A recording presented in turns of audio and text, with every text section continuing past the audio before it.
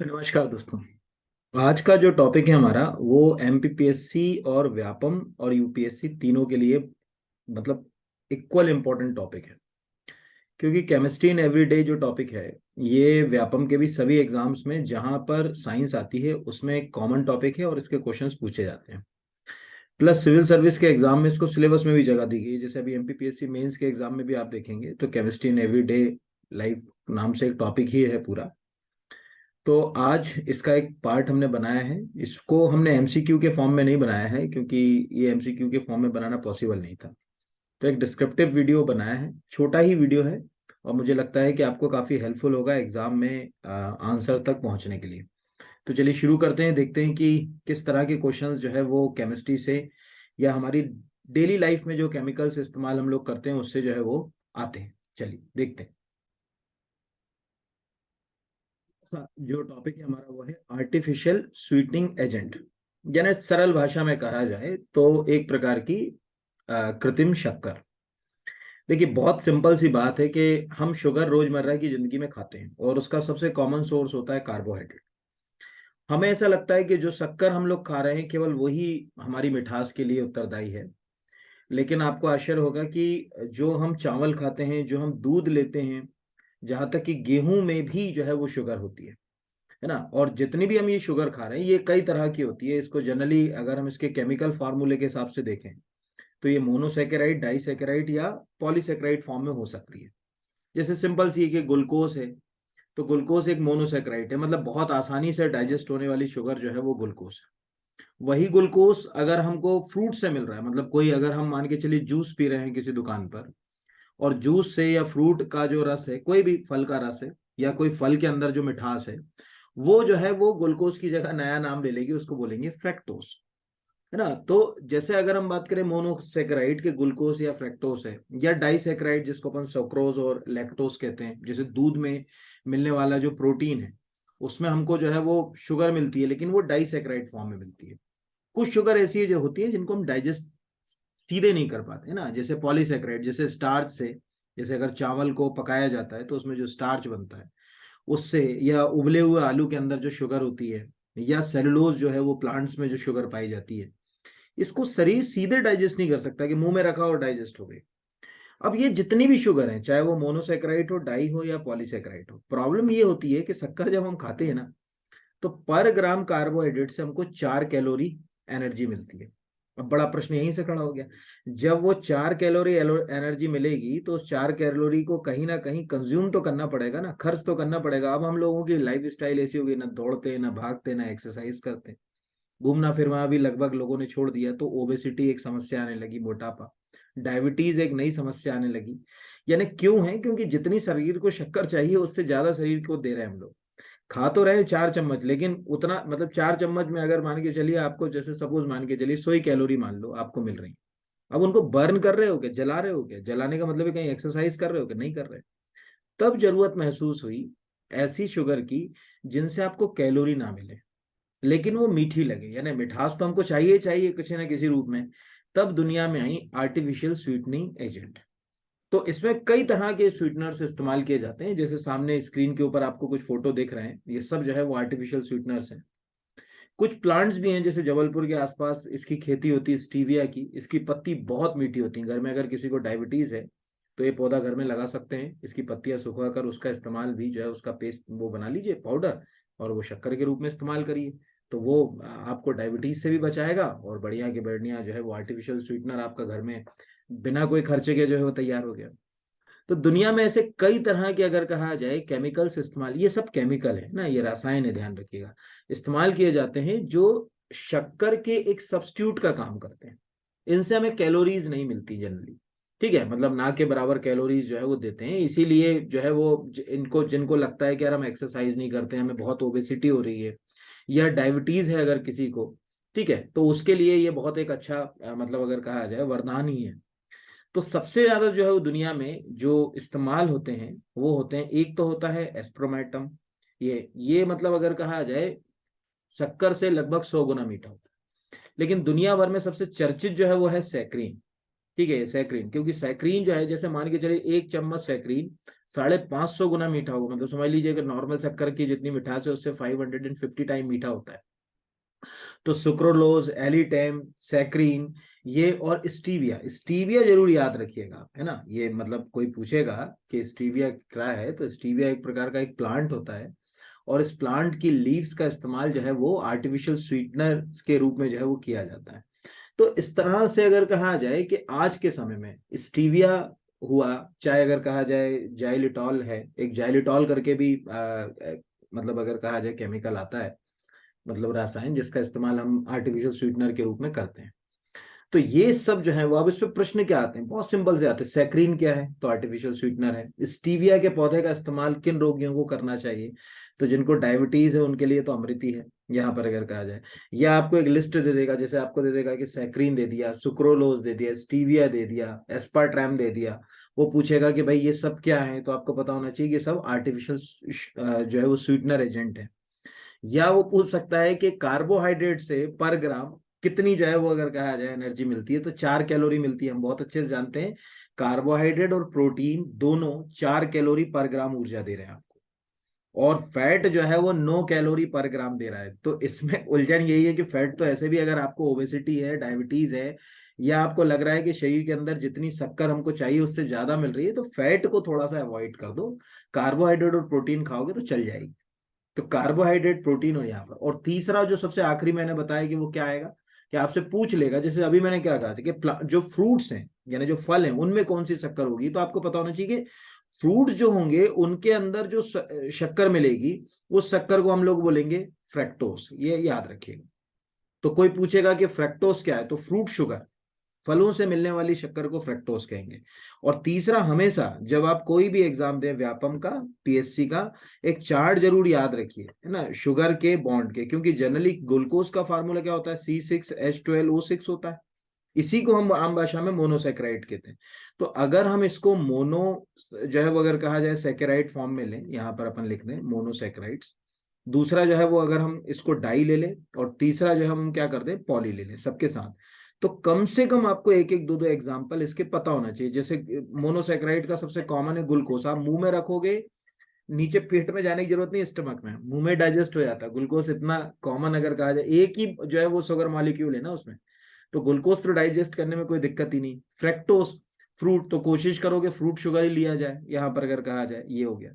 एक और होता है जिसको अपन बोलते हैं गैल्काटोज, वो जनरली हम लोग सीधे जो है वो डाइजेस्ट तो कर लेते हैं, लेकिन वो आप मतलब खाने में रोजमर्रा की चीजों में ऐसे नहीं मिलता। तो ये मोनोसेक्राइड हो गया। ऐसे ही आप डाई की भी लिस्ट बना लीजिए, जैसे सैक्रोस की बना लीजिए, यहाँ पर डाई में आप चाहो तो लिख लो सैक्रोस सबसे इंपॉर्टेंट होता है। फिर लैक्टोस होता है ना, दूध आदि में लैक्टोस शुगर जो है वो मिलती है। कभी भी कोई पूछेगा कि दूध वगैरह में जो कौन सी शुगर मिलेगी, लैक्टोस, दूध में भी मिठास होती है ना। पॉलीसेक्राइड, पॉली का सबसे सिंपल तरीका कैसे याद रखोगे, स्टार्च। कोई भी शक्कर, कोई भी चीज ऐसी कपड़े पे डाली आपने और चिपचिपापन आ गया, मतलब उसमें चिपटापन सा आ गया, समझ लो वो पॉलीसेक्राइड है। जैसे सिंपल वे में समझें कि अगर हम आलू के पानी में कपड़ा डाल के निकाल लें और सुखा लें तो कड़क हो जाएगा। ठीक है, अगर हम चावल के पानी में निकाल लें तो वो जो माड़ बोलते थे ना पहले, माड़, स्टार्च, है ना, तो माड़ जो है वो अपने आप में पॉलीसेक्राइड है। हमारा शरीर जो है वो अगर कहा जाए इसको डाइजेस्ट करने के लिए सीधे नहीं बना है, और हमारे शरीर में स्टोर भी रहता है ग्लाइकोजन फॉर्म में, है ना, ये ध्यान रखिएगा। एक जो है कोई पूछेगा कि हमारे शरीर में भी रहता है क्या, यस, हमारे शरीर के अंदर भी है ग्लाइकोजन के फॉर्म में, एक पूरी की पूरी ग्लाइकोजन की चेन है हमारे शरीर के अंदर। एनिमल्स इसको ग्लाइकोजन के फॉर्म में स्टोर करके रखते हैं स्टार्च को, ये भी आप याद रखिएगा, शायद कर मैं और आप भी। तो इतना स्वीटनेस के बारे में पता होना चाहिए, जैसे एस्पर्टम, सैक्रीन, ठीक है। और जिनके घर किसी को डायबिटीज है तो मैंने उनको बता ही दिया कि उनके लिए क्या अमृत है। स्टीविया का पौधा जो है वो उनके लिए एक बहुत ज्यादा जो है वो महत्वपूर्ण चीज जो है वो हो सकती है। ठीक है, दूसरे पे आते हैं। दूसरा है एंटीसेप्टिक। अब देखिए बहुत सिंपल सी चीज, आपको एक नई चीज मिलेगी। ये जितने नाम लिखे हुए ना, सोफ्रामाइसिन, डिटॉल, ठीक है, ये जितने भी ये नाम दिख रहे हैं आपको, ये सब, जैसे अगर कहा जाए कि ये है टर्पिनियोल, ये भी अगर कहा जाए, या फ्यूरासिन है, या ये सेवलॉन तो देखे होगा, डिटॉल तो देखा होगा, सेफ्रामाइसिन, ये सब पूर्ति। अब ये होते क्या है एंटीसेप्टिक, देखो शरीर को दो तरह से हमको बाहर से आने वाले एजेंटों से क्योर करना है। ठीक है, एक जैसे बैक्टीरिया, वायरल, फंगल, प्रोटोजोआ का इन्फेक्शन होता है ना शरीर के अंदर, अब अंदर के लिए शरीर के पास खुद का इम्यून सिस्टम है, बकायदा WBC हमारी लड़ रही है। ठीक है, इसके अलावा वैक्सीनेशन है, मेडिसिन है, एंटीबायोटिक्स है, उससे हम अपने शरीर के अंदर इनसे लड़ेंगे। तो बाहर कैसे लड़ेंगे? अगर आपके स्किन पे कोई खरोच लग गई, कोई घाव हो गया, ठीक है, कोई इन्फेक्शन हो गया, वहां WBC सीधे सीधे कैसे काम करेगी? वहां हमको उस बाहरी घाव को या इन्फेक्शन को रोकने के लिए चाहिए एंटीसेप्टिक। तो दुनिया में एंटीसेप्टिक आज से यूज नहीं हो रहे हैं, एंशिएंट टाइम से यूज हो रहे हैं। पहले घाव को ठीक करने के लिए सिरके यानी एसिटिक एसिड, जिसको आप विनेगर भी बोलते हो, सिरका भी बोलते हो, देखा होगा ना चाउमीन वालों के पास एक सफेद सा कलर का पानी जैसा होता, खूब डाल देते हैं वो तो स्वाद बढ़ाने के लिए, हालांकि वो ज्यादा भी नुकसानदायक है। एसिटिक एसिड है ना, वो फर्मेंटेशन से बनता है। सिडार ऑयल है, इनसे घाव को क्या करते थे? ठीक करते थे। फिर एक वैज्ञानिक थे जिनका नाम था लिस्टर, उनने एक नई तकनीक खोज डाली। उन्होंने जो है वो एंटीसेप्टिक सर्जरी करी। एंटीसेप्टिक सर्जरी को कैसे? पिक्चरों में देखो, अपन ने सीधे सर्जरी नहीं कराई हो तो अपन पिक्चर में देखें, डॉक्टर के पास जाते हैं, डॉक्टर को कट लगाना होता है, एक रुई से वो टिंचर या कोई केमिकल लगाता है, ऐसे हाथ के ऊपर लगाता, फिर कट लगाता है, इससे कि इन्फेक्शन ना हो। यहां से जन्म हुआ एंटीसेप्टिक सर्जरी का। तो आयोडीन टिंचर, ठीक है, आदि का उपयोग जो है वो किया जाने लगा। तो आज ऐसे सभी केमिकल जो शरीर पे बाहरी घाव, इन्फेक्शन, संक्रमण आदि को ठीक करने के लिए उपयोग में लाए जा रहे हैं, वो एंटीसेप्टिक जो है वो कहलाते हैं। और इसमें सबसे ज्यादा अगर कोई नाम है तो एक तो रॉबर्ट कोच का नाम आप याद ही रखिएगा, और दूसरा लिस्टर का। लिस्टर का क्वेश्चन तो आता ही है कि किसने जो है वो अगर कहा जाए एंटीसेप्टिक सर्जरी को पहचान दिलाई, तो नंबर 1 है लिस्टर और दूसरा जो है वो कोच है। दोनों रॉबर्ट कोच और लिस्टर के दोनों के नाम आपको जो है वो याद रखना है। अब बड़ा प्रश्न है कि ये जो है इसको अपन याद कैसे रखें? अब आज का देखिए बड़ा सरल सा तरीका, मैंने क्या लिखा, ये सब एंटीसेप्टिक है ना, जैसे आयोडोफॉर्म जो है वो एंटीसेप्टिक के रूप में इस्तेमाल होता है, सोफ्रामाइसिन इस्तेमाल होता है, टर्पिनियोल का इस्तेमाल होता है, फ्यूरासिन का इस्तेमाल होता है, ठीक है, और आयोडीन का टिंचर या टिंचर ऑफ आयोडीन जो है वो इस्तेमाल होता है। वो देखा होगा ना, अगर कहा जाए टिंचर तो सभी ने देखा ही होगा, जब घाव लगता तो सरकारी हॉस्पिटल में तो वो टिंचर ही लगाते थे जिससे चीख पुकार मचती थी। अब ये प्रश्न है कि इनको याद कैसे करें कि यार ये सब एंटीसेप्टिक हैं? तो सरल सा तरीका बता रहा हूं, पूरे का तो नहीं लिया, ये डिटॉल जो दिख रहा है ना, इसी का मैंने आउटसाइड का फोटो लिया है इसमें, देखो ध्यान से। आपने कभी इस चीज को ध्यान से नहीं देखा होगा। डेली लाइफ की जो केमिस्ट्री ना वो हमारे आसपास ही घूम रही है, हमारे कहीं बाहर दूर नहीं जाना। आज आप देखो, जैसे आपसे कहा जाता है डिटर्जेंट सोप के अंदर क्या क्या होता है, ठीक है, और अगर कहा जाए कि सोप के अंदर क्या होता है, तो आज आप कुछ मत करिए, क्लास के बाद जाइए, साबुन के पीछे देखिए आपको लिखा हुआ मिल जाएगा साबुन में क्या क्या होता है, डिटर्जेंट के पीछे जाइए लिखा हुआ मिल जाएगा तो डिटर्जेंट में क्या होता है। तो यहाँ आप देखो कि जितने नाम मैंने ये यूज किए, जैसे अगर कहा जाए क्लोरोजेनिनॉल का इस्तेमाल किया नाम, फ्यूरासिन का इस्तेमाल किया, टर्पिनियोल का इस्तेमाल किया, क्या आपको नहीं दिख रहा है यहाँ पर अगर कहा जाए कि इन इस टर्पिनियोल का इस्तेमाल हो रहा है, एल्कोहल का इस्तेमाल हो रहा है, एब्सोल्यूट एल्कोहल के, इन सब से ही अगर हम इस डिटॉल को कभी जैसे यूज ही कर रहे, घर में रखी हुई है, कोई साबुन हमारे घर में रखा हुआ है, हम उसके पीछे अगर रैपर पे एक बार पढ़ ले तो ये चीजें कितना याद करेंगे। एक्चुअल सबसे बड़ी प्रॉब्लम है, जैसे लिखा ना एवरीडे लाइफ, एवरीडे लाइफ का मतलब उसको एवरीडे लाइफ से याद करना है, एग्जाम में गाइड से याद करोगे तो भूल जाओगे। तो जैसे क्या होता था, फिनॉल होता था है ना, फिनॉल का इस्तेमाल भी जो है वो एंटीसेप्टिक के रूप में किया जाता है, ऐसा नहीं, मतलब फर्श वगैरह पे भी जो है वो फिनॉल का इस्तेमाल किया जाता है। एथिल अल्कोहल का, ठीक है, एथिल अल्कोहल जिसको अपन एब्सोल्यूट अल्कोहल भी कहते हैं, उसका इस्तेमाल भी जो है वो एंटीसेप्टिक के रूप में जो है वो किया जाता है। यानी हमारी आम जिंदगी में डिसइंफेक्टेड एजेंट के रूप में, ठीक है, बहुत सारे केमिकल्स ऐसे होते हैं जिनको हम एंटीसेप्टिक में इस्तेमाल करते हैं। शरीर पर करने की बात है तो टर्पिनियोल का नाम याद रखना है, फ्यूरासिन का नाम याद रखना है, सोफ्रामाइसिन का याद रखना, मोस्टली टर्पिनियोन और फ्यूरासिन का, ठीक है, और आयोडीन का टिंचर, ये एक अपने को याद रखना। अगर मान के चलिए कपड़े, फर्श आदि को साफ करना है, जैसे सबसे घर में जैसे ना हॉस्पिटल में जाते पोछा लगता रहता है, ठीक है, कोई मशीन है उसको साफ करना है आदि, अगर कहा जाए उसको इन्फेक्टेड फ्री करना है, तो पहले क्या होता था, स्टरलाइजेशन होता था, उबालते थे उसको गर्म पानी में, वो तो है ही है एक प्रक्रिया, लेकिन उसके अलावा हम क्या कर सकते हैं, फिनॉल का इस्तेमाल कर सकते हैं। बहुत कम मात्रा में फिनॉल अगर हम डाल दें, जैसे 0.2% विलियन फिनॉल के साथ मिला है, तो उससे वो क्या होगा कि इन्फेक्टेड, मतलब इन्फेक्शन फ्री जो है वो हो जाएगा। तो इस तरह से ये जो है वो हमारी डेली लाइफ में एंटीसेप्टिक्स हैं जिनका हम रोजमर्रा की जिंदगी में उपयोग कर रहे हैं। अब आते हैं एंटीबायोटिक्स। तो एंटीबायोटिक्स हैं क्या? तो इतना तो सबने पढ़ रखा है ना कि अलेक्जेंडर फ्लेमिंग ने पेनिसिलियम कवक से दुनिया को पहला एंटीबायोटिक्स दिया था, पेनिसिलिन।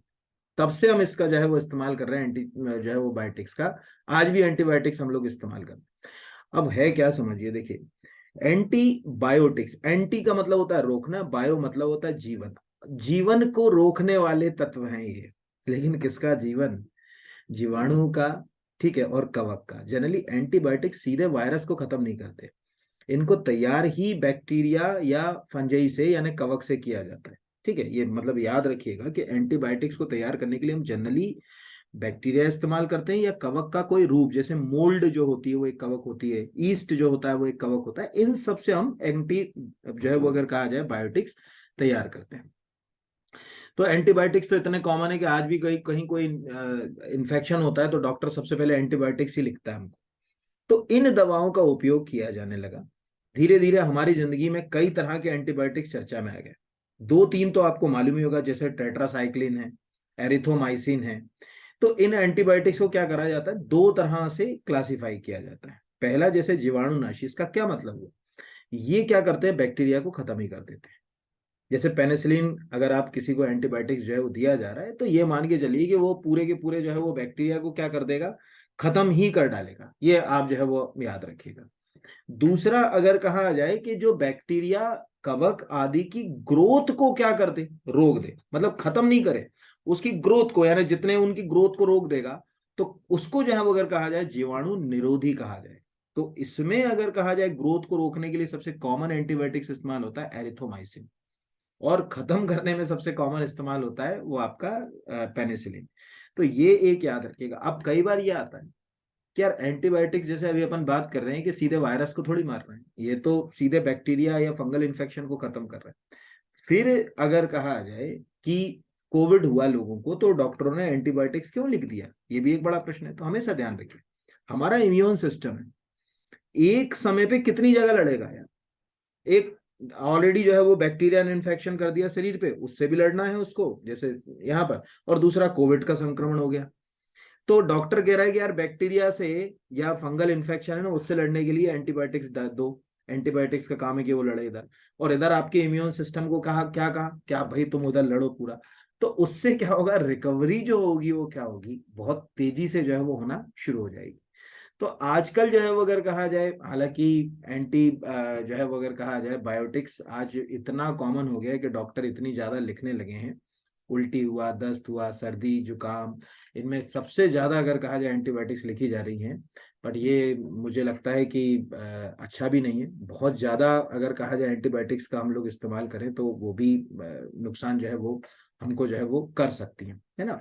जैसे अगर कहा जाए मैक्रोलाइड्स का इस्तेमाल किया जाता है। मैक्रोलाइड्स जो होते हैं मतलब एंटीबायोटिक्स के प्रकार होते हैं, जैसे एरेथोमाइसिन। तो एरेथोमाइसिन जो है वो फेफड़े वगैरह के, लंग्स के इन्फेक्शन में सबसे ज्यादा जो है वो इस्तेमाल होता है। पर बहुत ज्यादा इस्तेमाल करोगे तो हमारे इम्यून सिस्टम को ही क्या कर देगा, काम करने से जो है वो रोक देगा। तो ये भी एक इंपॉर्टेंट चीज है, आपको पता होना चाहिए कि एंटीबायोटिक्स क्या होते हैं, और अलेक्जेंडर फ्लेमिंग ने जब हमको दिए तो किस तरह से ये काम कर रहे हैं। ठीक है, चलिए अगले के ऊपर देखते हैं, अगला क्या कहता है। तो अगला जो है वो है ड्रग्स। हम जो डेली लाइफ में बहुत सारी मेडिसिन का इस्तेमाल करते हैं, इन मेडिसिन को भी टेक्निकली केमिस्ट्री में कई अलग अलग नामों से जाना जाता है ना। जैसे सबसे पहले अगर कहा जाए कि आपके सामने है पीड़ाहारी, है ना, तो अब आपको ये पता होना चाहिए कि पीड़ाहारी ड्रग जो है वो क्या होंगी। सीधी सी बात है, पीड़ा यानी एनाल्जेसिक का मतलब क्या हुआ, कि जो आपके दर्द को क्या कर रही हैं, कम कर रही हैं। तो दर्द को कम करने के लिए, जैसे शरीर मान करिए हाथ पैर का दर्द हो रहा है, बुखार हो रहा है, किसी को रिमेटिक अर्थराइटिस है ना, हड्डी का बुखार जिसको सरल भाषा में हम लोग बोलने लगते हैं कई बार। किसी को कोई चोट लग गई, क्यों, गिर गया कहीं गाड़ी से, अगर जैसे अपन कई बार स्लिप हो जाते हैं तो उस समय जो पेन रिलीज होता है, उस पेन में हम क्या करते हैं, कई तरह की मेडिसिन का इस्तेमाल करते हैं। उन्हीं को हम आम भाषा में बोलते हैं पीड़ा हारी। अच्छा, इसमें आप हमेशा जो है वो ये याद रखिएगा कि जितनी भी जो ड्रग्स होती हैं, ठीक है, उन ड्रग्स की आप अगर मतलब अगर कहा जाए कैटेगरीज को याद नहीं रखेंगे, जैसे एनाल्जेसिक को अगर आप याद नहीं रखेंगे, इनके हिंदी नाम से ज्यादा आप कोशिश करिएगा कि आप इंग्लिश नाम याद रखिएगा। एनाल्जेसिक ड्रग्स अगर आप लिखेंगे तो ज्यादा अच्छे से होगा, क्योंकि दर्द आ रही, अब ये दो तरह की होती है। एक होती है नॉन नार्कोटिक और एक होती है नार्कोटिक। तो पहले नॉन नार्कोटिक और नार्कोटिक के बीच में एक सिंपल असर समझें। देखो कई बार आपने देखा होगा कि डॉक्टर के पास जाते हैं तो जिसी किसी को मतलब दर्द बहुत लंबे समय से हो रहा है, दो तरह के पेन होते हैं, एक हुआ कि आज हुआ कल खत्म, और एक है कि कई महीनों से हो रहा है। तो जो महीनों से हो रहा है ना, ऐसी हर चीज को अगर कहा जाए शरीर और स्वास्थ्य के संबंध में एक्यूट बोला जाता है ना। जैसे अगर एक्यूट पेन है, एक्यूट मतलब अगर कहा जाए कि लंबे समय से अगर कहा जाए कि चला आ रहा है, सॉरी उल्टा बोल गया मैं, क्रोनिक कहा जाता है। तो एक है क्रोनिक और एक है कि आज हुआ कल नहीं हुआ, उसको अपन एक्यूट बोलते हैं। तो अगर क्रोनिक पेन होगा तो उसकी मेडिसिन अलग होगी, एक्यूट होगा तो उसकी मेडिसिन अलग होगी। तो रोजमर्रा में जब हमको कोई दर्द होता है तो डॉक्टर हमको कभी भी एस्ट्राइड, ठीक है, यानी एक प्रकार से सरल देशी भाषा में गए तो उत्तेजक जो दवाएं होती हैं वो नहीं देता। वो देता है जो है वो नॉन एस्ट्राइड जो है वो अगर कहा जाए ड्रग्स। तो जितनी नॉन जो है वो अगर कहा जाए एस्ट्राइड ड्रग्स होती हैं वो इसमें सबसे ज्यादा हमको इस्तेमाल में आती। उनमें एक नाम आप हमेशा किसी भी व्यापम या किसी भी एग्जाम के लिए याद रखिएगा, NSAIDs। इनको कहा जाता है non steroid anti inflammatory drugs. Inflammatory drugs का क्या मतलब है कि वो सूजन से संबंधित है, एंटी इन्फ्लेमेटरी मतलब वो सूजन को, ठीक है, या स्वेलिंग को क्या करेंगी, कम करेंगी। तो कोई भी दर्द हो, जैसे आप सपोज मान के चलिए NSAID या non steroid anti inflammatory drugs का इस्तेमाल करेंगे, किसी व्यक्ति को जो है वो हाथ पैर में दर्द हो रहा है, ठीक है, पीरियड्स के दौरान जो दर्द होता है, हड्डियों में जो दर्द होता है, किसी को अगर मान के चलिए गाठिया हो गया, गाउट जिसको कहते हैं यहाँ पर, ठीक है, या सिर दर्द हो रहा है, दांत में दर्द हो रहा है, तो उस समय जो है उस दर्द को कम करने के लिए या सूजन को कम करने के लिए हम इनका इस्तेमाल करते हैं। ठीक है, ये एक आप जो है वो हमेशा जो है वो आज से याद रखिएगा। जैसे कई बार पूछ लेते ना NSAIDs क्या है।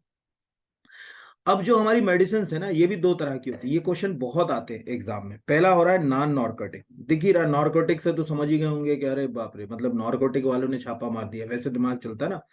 तो यहाँ पर नॉर्कोटिक जैसा कोई नाम नहीं मिलेगा, मतलब मार्फिन, हीरोइन, ये सब नॉर्कोटिक में। नॉन नॉर्कोटिक का मतलब है कि आपके शरीर की इन्फ्लेमेशन को कम करेंगी, दर्द को कम करेंगी, यानी ब्लड के सर्कुलेशन को ये बढ़ा देती। ठीक है, यहाँ पर जैसे एस्प्रिन है, आपको मालूम है एस्प्रिन क्या करती है, हमारे ब्लड को पतला कर देती है। एस्प्रिन कुछ नहीं करती। आप जो अदरक खाते हो, आप जो लहसुन खाते हो, ठीक है, ये भी एंटीकोगुलेंट्स हैं। इनको कहा जाता है स्कंदन रोधी। हमारे देखिए समझिए, जो रक्त है अगर वो गाढ़ा हो जाएगा तो उसका सर्कुलेशन बाधित होगा, ठंड में तो बहुत प्रॉब्लम होती।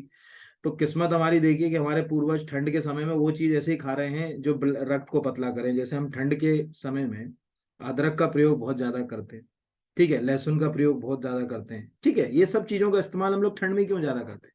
क्योंकि ये ब्लड को पतला बनाते हैं, है ना, ये नेचुरल थिनर की तरह काम करते हैं, एंटीकोगुलेंट्स जो है वो अगर कहा जाए तो। उस तरह से अगर कहा जाए कि हमारा शरीर भी करता है ना, लीवर भी ये काम करता है। हिपेरिन नाम का एक प्रोटीन होता है, वो रक्त को पतला करने में बड़ा इंपॉर्टेंट रोल होता है। एस्प्रिन जो है वो सबसे ज्यादा नॉन नार्कोटिक ड्रग्स में इस्तेमाल होती है। इसको हम ज्यादातर किस नाम से इस्तेमाल करते हैं एस्प्रिन की जो है वो अगर कहा जाए, क्रोसिन में, ठीक है, एंटीपायरिन में, फेनासिटिन में, ये सब अगर कहा जाए दर्द निवारक गोलियां हैं। इसमें जो एग्जाम का प्रश्न है वो ये है एंटीपायरेटिक। इसका मतलब होता है बुखार कम करने वाली। ये वर्ड आपको एग्जाम में आएगा। बुखार कम करने वाली जो दवाएं होती हैं उनको क्या कहा जाता है तकनीकी रूप से? देखो, दर्द कम करने वाली को क्या कहा जाता है, ये हो गया। एक सेकंड, इसका अपन कलर बदल लें। दर्द कम करने वाली को क्या कहते हैं, तो ये हो गया। बुखार कम करने वाली जैसे क्रोसिन जो है वो अगर कहा जाए, या फिनासेटिन जो है वो किस में इस्तेमाल होगा, बुखार में इस्तेमाल करेंगे। तो बुखार को कम करने के लिए एंटीपायरेटिक ड्रग, उनका नाम ही रख दिया बुखार को। दूसरा, फिर वही दर्द में अगर हम नारकोटिक अगर कहा जाए, ठीक है, एनाल्जेसिक का इस्तेमाल करते हैं या पीड़ाहारी का।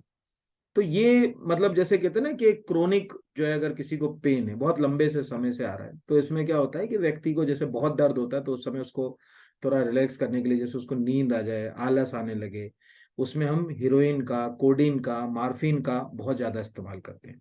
ठीक है, यानी सीधे हीरोइन नहीं खिला देंगे या मार्फिन नहीं खिला देंगे, इनका इस्तेमाल ड्रग्स बनाने में भी होता है। ठीक है, ये मतलब आप ये मत समझने कि हीरोइन खिलाने लगे, ठीक है। तो ये एक याद रखना है। तो ये मार्फिन, हीरोइन, कोडीन, ये सब जो है वो इस्तेमाल होते हैं। ट्रैंकुलाइजर जो है वो प्रशांतक, नींद लाने वाले, ठीक है।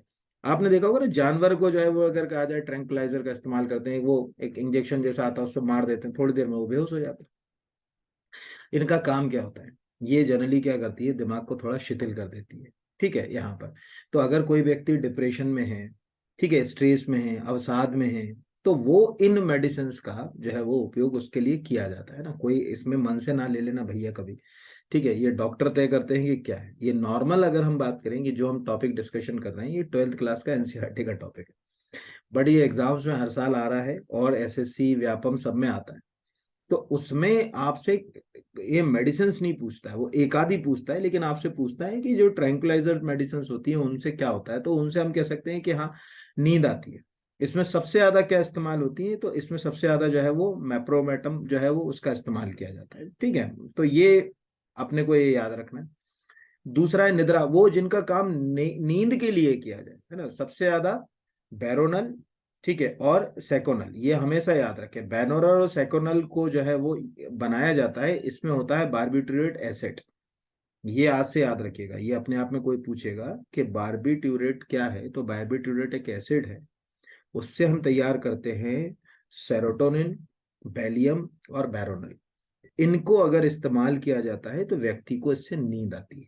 ठीक है, यानी ये एक प्रकार से, जैसे कोई पूछेगा कि स्लीपिंग पिल्स जो होती हैं, यानी नींद की जो गोलियां होती हैं, उन गोलियों को में जो है वो मेन केमिकल क्या होगा, तो हम कह सकते हैं कि बैरोनल उनमें एक केमिकल होगा, बैलियम जो है उनमें केमिकल होगा, या सेरोटोनिन जो है वो उसके अंदर एक केमिकल होगा।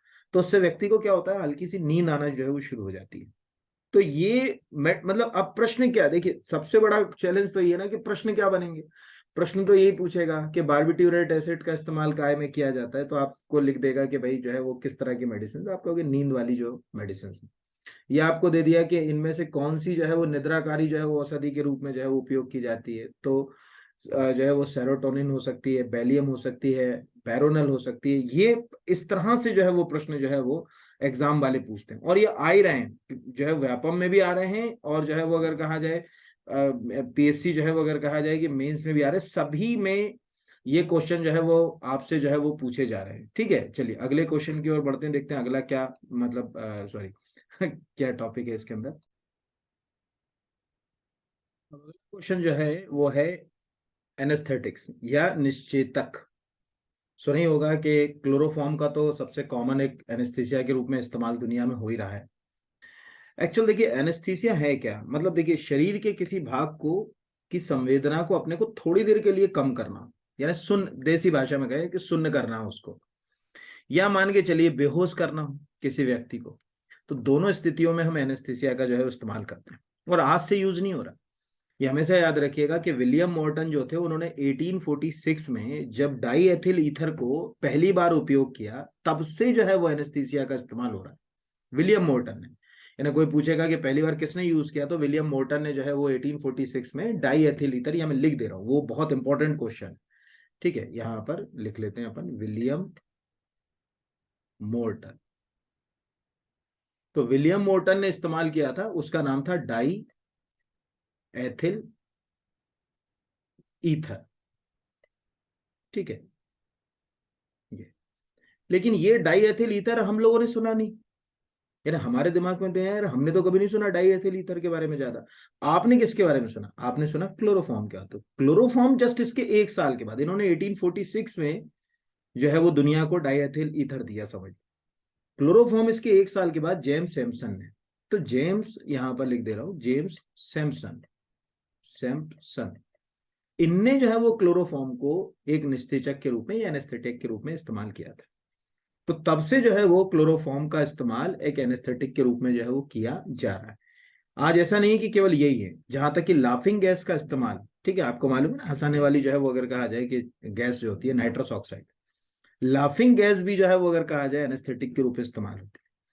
सबसे पहले तो ये पता होना चाहिए कि एनेस्थेटिक होते कितने प्रकार के हैं, है ना। ये तो दो क्वेश्चन तो आपको बेसिक हो गए वन लाइन फैक्ट के लिए। एनेस्थेटिक अब जो थोड़ा सा अंदर का क्वेश्चन पूछ ले, तो टेक्निकली इनको हम दो तरह से क्लासिफाई करते हैं, लोकल और जनरल। लोकल का क्या मतलब, मान के चलो मैं दांत की सर्जरी कराने गया, अब डॉक्टर को मुझे पूरा बेहोश करने की जरूरत थोड़ी है, किसी लड़के को हाथ में चोट लगी और डॉक्टर ने कहा यार 5 जो है वो 10 टाके लगेंगे, वो कह रहा साहब मैं सहन नहीं कर पाऊंगा। मैंने कहा ठीक है।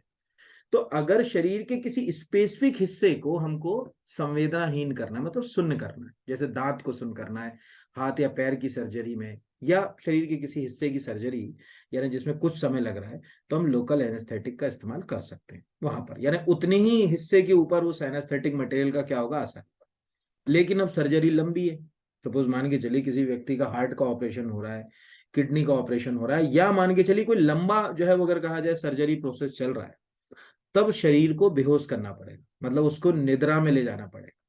तब जो एनेस्थेटिक इस्तेमाल करेंगे वो होगा जनरल, यानी जनरल एनेस्थेटिक जो है उसमें क्या होगा, पूरा व्यक्ति बेहोश हो जाएगा, यानी उसको नींद आ जाएगी सरल भाषा में कहें। और लोकल में जो है वो अगर कहा जाए कि शरीर का कोई हिस्सा सुन होगा, और लोकल में भी रीजनल उसको कहते हैं, शरीर के किसी स्पेसिफिक, रीजनल बोलते हैं ना हाथ का, पैर का, मुंह का, तो उसमें जो है वो रीजनल अपन इस्तेमाल कर सकते हैं। तो ये एनेस्थेटिक होते हैं।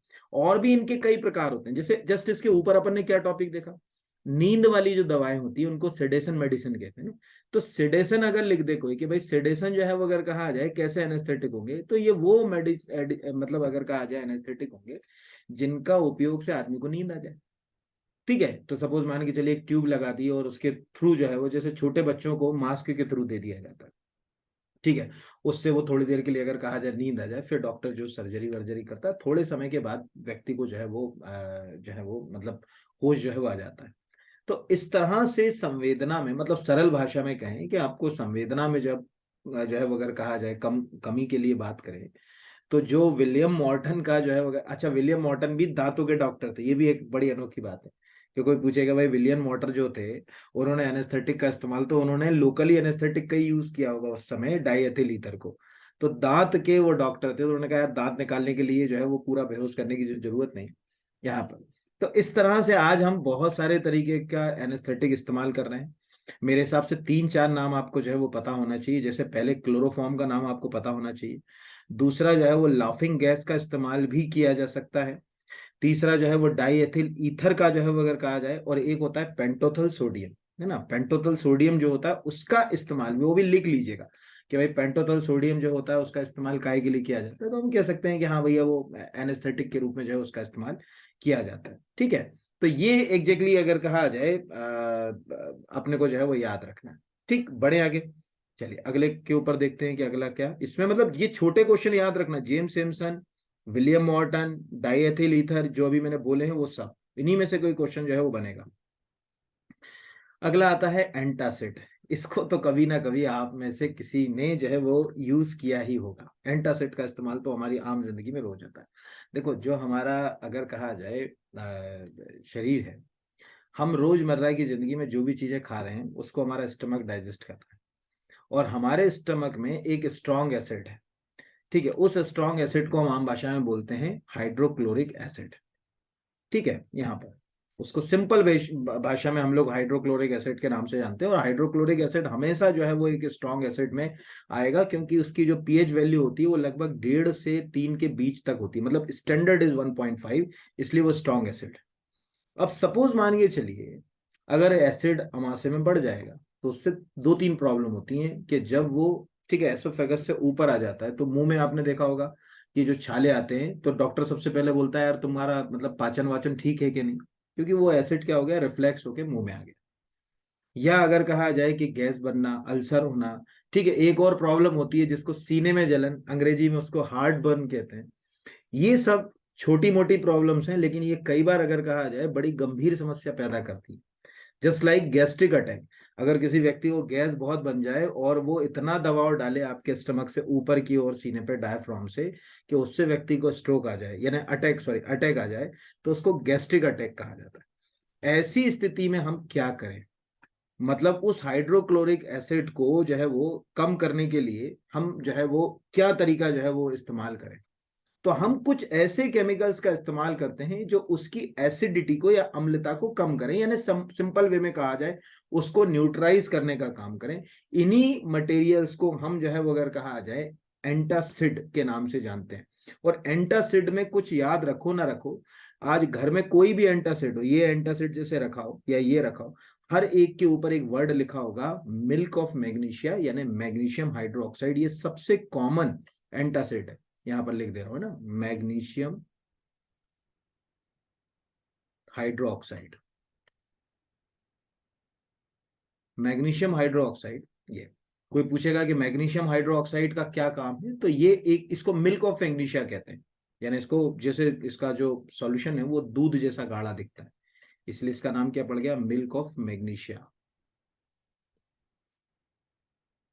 तो मिल्क ऑफ मैग्नीशिया के रूप में इस्तेमाल होता है। फार्मूला भी आप याद रख लीजिएगा क्योंकि इसका एग्जाम में फार्मूला भी आता है, MgOH2 होल स्क्वायर। ये जो है एक सबसे ज्यादा इस्तेमाल किया जाने वाला एंटासिड। बात करी ना जितने भी विषयों के ऊपर, उन सबको मैंने क्या बोला कि आप जितना रटोगे उतना आपको जो है वो एग्जाम हॉल से बाहर होगा। जैसे स्टीविया या सैक्रीन, तो कोई भी शुगर फ्री आप उठा के देखो तो उसके ऊपर या तो जो है वो सुक्रोलोज लिखा मिलेगा, सैक्रीन लिखा मिलेगा, या एस्पार्ट्राम लिखा मिलेगा। आज के बाद घर में कभी भी आप जो है वो डिटॉल की बोतल जब खोलोगे या देखोगे तो आपको लिखा मिलेगा कि हाँ यार टर्पिनियोल इसके अंतर्गत जो अंदर जो है वो इस्तेमाल में किया जाता है, ठीक है। या जब भी हम कोई मेडिसिन देखें तो हम उसको देखकर समझें कि हाँ यार ये किस तरह की मेडिसिन होगी।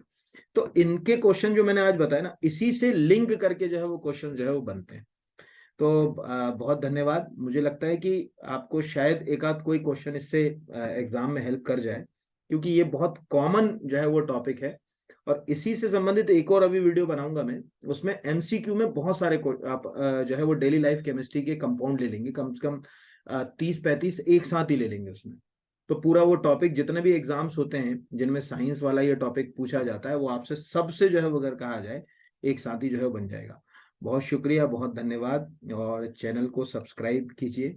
और कमेंट्स आपके बहुत पॉजिटिव होते हैं, कमेंट्स के लिए भी आप सबको बहुत बहुत धन्यवाद।